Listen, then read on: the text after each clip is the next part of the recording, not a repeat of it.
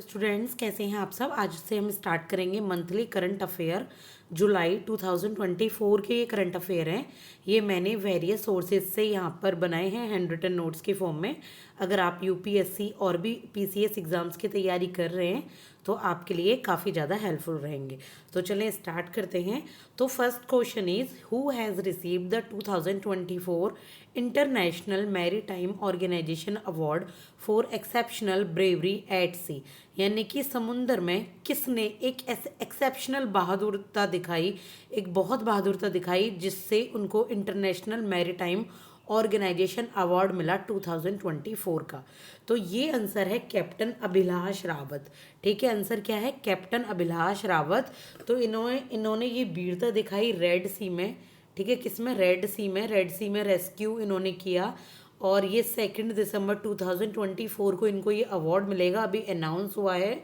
और ये है 109th यानी कि 109वीं सेशन है मैरीटाइम सिक्योरिटी का, उसमें इस अवार्ड की घोषणा हुई थी। तो अगर आप हिंदी में भी पढ़ना चाह रहे हैं, हिंदी मीडियम की स्टूडेंट हैं, एस्पायरेंट हैं, या आप इंग्लिश मीडियम के हैं, तो आपको दोनों में क्लियर हो गया होगा। तो आंसर क्या है? कैप्टन अभिलाष रावत। इसके बाद है question number second, that is according to food and agricultural organisation report which country gain the most forest area from 2010 and 2020।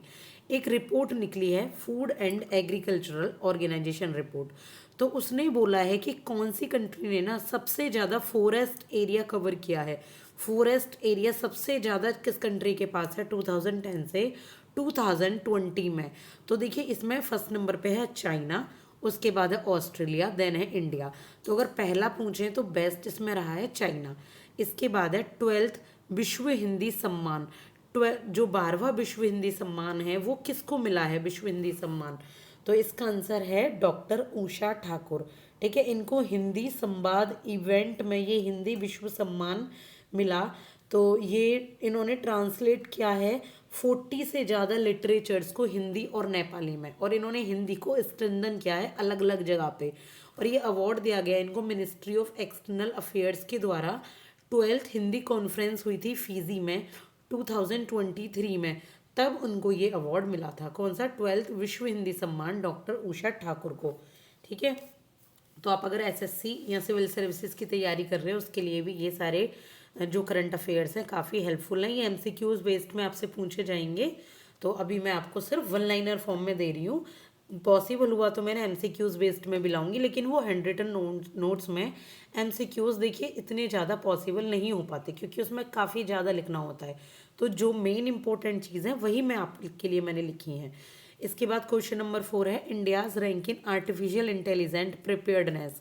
कि इंडिया की रैंक क्या है आर्टिफिशियल इंटेलिजेंट प्रिपेयर्डनेस में, यानी कि एआई का जो तैयारी की है, एआई को जो तैयार किया है एआईपीआई को। तो आईएमएफ ने ये इंडेक्स रिलीज किया है। तो क्या है इसकी रैंक? तो इंडिया की रैंक इसमें 72 है। कौन सी है? 72। और इंडिया को नंबर मिले हैं 0.49। फर्स्ट नंबर पे आता है सिंगापुर जिसको नंबर मिले हैं 0.800। फिर है डेनमार्क, फिर है यूएसए। अगर आप daily current affair, the Hindu या इंडियन एक्सप्रेस वे या कोई भी प्रीलिम्स बूस्टर आप फॉलो करते हैं तो वहाँ पर भी ये कई बार डिस्कशन हो चुका है। तो आज ये वन लाइनर के फॉर्म में आपके सामने उपलब्ध है। और ये ध्यान रखिएगा, इस इंडेक्स को रिलीज करता है आईएमएफ। ठीक है, तो ये क्वेश्चन भी पूछा जा सकता है इसकी जगह। इसके बाद है primary target of snow blind malware on Android devices. जो एक स्नो ब्लाइंड मालवेयर होता है, यानी कि एक अटैकिंग आपका जो हैकिंग अटैकिंग सिस्टम होता है एंड्रॉयड डिवाइसेस पर, वो किस पर किया जाता है? प्राइमरी टारगेट क्या है? तो ये प्राइमरी टारगेट है बैंकिंग क्रेडेंशियल्स, यानी कि आपकी बैंक की जितनी भी इंफॉर्मेशन है एंड्रॉयड फ़ोन में, तो उस पर अटैक किया जाता है। ये साउथ ईस्ट एशियन नेशन पर ही अटैक हो रहा है बिना परमिशन के आपके फ़ोन पर, जिससे आपके बैंक से आपका हैक हो जाता है आपका बैंक अकाउंट और पैसे आपके निकाल लिए जाते हैं। ठीक है, तो किस पर कर रहा है ये स्नो ब्लाइंड? ये कर रहा है बैंकिंग क्रेडेंशियल पे। तो स्नो ब्लाइंड याद रखना है, और ये बैंकिंग क्रेडेंशियल पर कर रहा है अटैक। इसके बाद है नेशनल डॉक्टर्स डे। तो नेशनल डॉक्टर्स डे कब मनाया जाता है? ये मनाया जाता है 1 जुलाई को। और 2024 की जो थीम है वो रही है हीलिंग हैंड्स केयरिंग हर्ट्स। क्या रही है? हीलिंग हैंड्स केयरिंग हर्ट्स नाम की। और ये डॉक्टर्स डे को डिज़ाइन किया गया 1991 में। किसको ऑनर देने के लिए? डॉक्टर बिधान चंद्र रॉय को। डॉक्टर बिधान चंद्र रॉय क्या थे? एक फिजिशियन थे और एक फ्रीडम फाइटर भी थे, और ये वेस्ट बंगाल के फॉर्मर सीएम भी थे। ठीक है, इनको यहाँ ऑनर करने के लिए नेशनल डॉक्टर्स डे मनाया जाता है। कब? 1 जुलाई को हर साल। इसके बाद है men's double title at Swiss open tennis tournament. Swiss open tennis tournament में मेंस डबल्स टाइटल का अवार्ड किसको मिला? तो अगर आप हैं खेल प्रेमी, तो आपको टेनिस प्रेमी, तो आपको पता लगेगा कि ये मिला था इंडिया के यूकी और उसके फ्रेंच पार्टनर अल्बानो ओलिवल्ड को, जो कि फ्रांस से हैं। ठीक है, इंडियाज के यूकी को, और उसके जो पार्टनर हैं वो हैं फ्रेंच के अल्बानो ओलिवल्ड। ठीक है, तो ये मिला है डबल टाइटल है स्विस ओपन किसका? टेनिस टूर्नामेंट का। इसके बाद next question is who has been elected at new president of European councils of EU. जो आपकी यूरोपियन यूनियन के काउंसिल है ना, तो उसके नए प्रेसिडेंट कौन चुने गए हैं? तो ये चुने गए हैं एंटोनियो कोस्टा। ये न्यूज़पेपर में भी कई बार आया था। फॉर्मर पीएम है ये पोर्टुगल के, और उन्होंने रिप्लेस किया है चार्ल्स माइकल बेल्जियम को। बेल्जियम के हैं चार्ल्स माइकल, यानी कि इसके फॉर्मर प्रेसिडेंट किसके? काउंसिल्स ऑफ ईयू के। और ये 1 अक्टूबर 2024 से इसका चार्ज संभालेंगे। इसके बाद है डकबर्थ लुईस ईस्टर्न मेथड। ये यूज़ किया जाता है क्रिकेट में किसके लिए?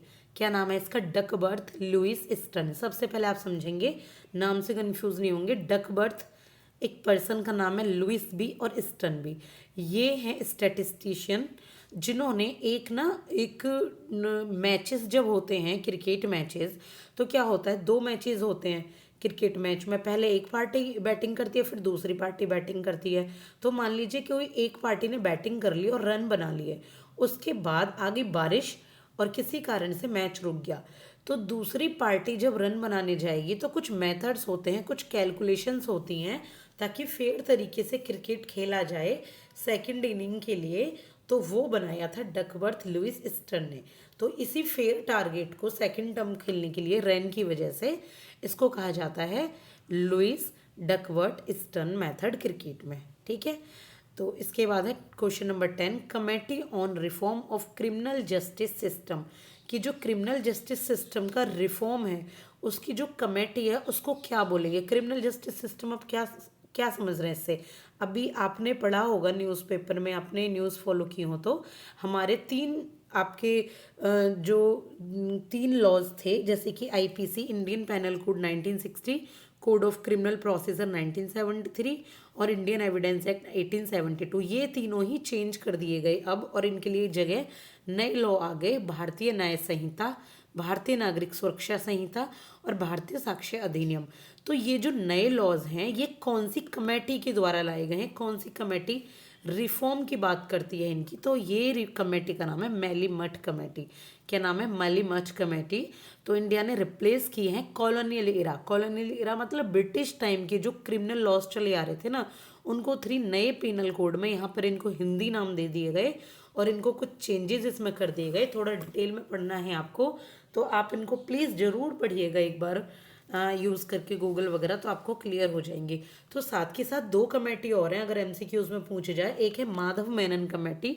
माधव मेनन कमेटी हेड थी, इन तीनों के डिसीजन लेने के बारे में हेड थी। ये इन्होंने रिफॉर्म बताया मैली-मठ कमेटी ने, और यह क्वेश्चन में हमसे रिफॉर्म ही पूछा गया है। एक थी रणवीर सिंह कमेटी जो थी रिव्यू करने के लिए इनको, ठीक है, क्या करने के लिए? रिव्यू। तो ये तीनों कमेटी हैं। Where is Asia's first CEPI. India का पहला सीईपीआई मतलब प्री क्लिनिकल नेटवर्क फैसिलिटी कहाँ है? प्री क्लिनिकल नेटवर्क फैसिलिटी है फरीदाबाद में। ठीक है, जहाँ प्री क्लिनिकल से रिलेटेड यहाँ पर फैसिलिटी प्रोवाइड की जाएगी, बायोलॉजिकल वगैरह, तो ये है फरीदाबाद में। ठीक है, तो इस क्वेश्चन को आप लर्न कीजिएगा। थोड़े फैक्ट बेस्ड क्वेश्चन है देखिए, लेकिन यूपीएससी में भी स्टेटमेंट की फॉर्म में आ सकते हैं ये जीके क्वेश्चन। साथ के साथ आप अगर कोई पीसीएस या सिविल सर्विसेज के एग्जाम दे रहे हैं तो भी ये आपके इसी फॉर्म में ही आएंगे। ठीक है, इसके बाद है title of English translation of Manoj Vajpayee bio. देखिए, मनोज वाजपेयी की बायोग्राफी मनोज भाई वाजपेयी जी ने तो लिखी नहीं होगी, किसी और ने लिखी होगी। अगर बायोग्राफी, ऑटोबायोग्राफी इंसान खुद लिखता है और बायोग्राफी कोई दूसरा पर्सन लिखता है, तो उसकी टाइटल का क्या नाम है, जो इंग्लिश ट्रांसलेशन है उसका। देखिए, जो मनोज बाजपेयी जी की बायोग्राफी है, पहली बात उसका इंग्लिश टाइटल का नाम है द डेफिनेटिव बायोग्राफी। क्या है? Manoj Bajpayee the definitive biography. और हिंदी में इसको लिखा पीयूष पांडे जी ने हिंदी में, जिसका नाम था कुछ पाने की जिद। और इंग्लिश में लिखा है इनको रोहित बत्स ने। 2019 में मनोज बाजपेयी जी को पद्म श्री का अवार्ड भी मिल चुका है। ठीक है, तो पॉज करके एक बार दोबारा पढ़ें। इसके बाद है प्रोजेक्ट नेक्सस के बारे में इंफॉर्मेशन है, बहुत इंपॉर्टेंट है। देखिए ये, देखिए प्रोजेक्ट नेक्सस जो है वो एक मल्टीलेटरल इंटरनेशनल इनिशिएटिव है।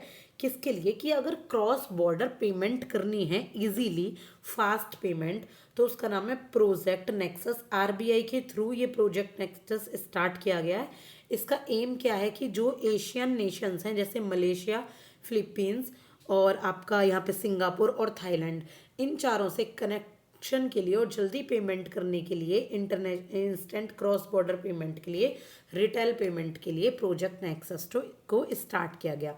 तो अभी के लिए इतना ही। नेक्स्ट वीडियो में मैं इससे आगे के जुलाई के ही अपलोड कर दूंगी यहाँ पर आपके जितने भी ये MCQs या वन लाइनर हैं।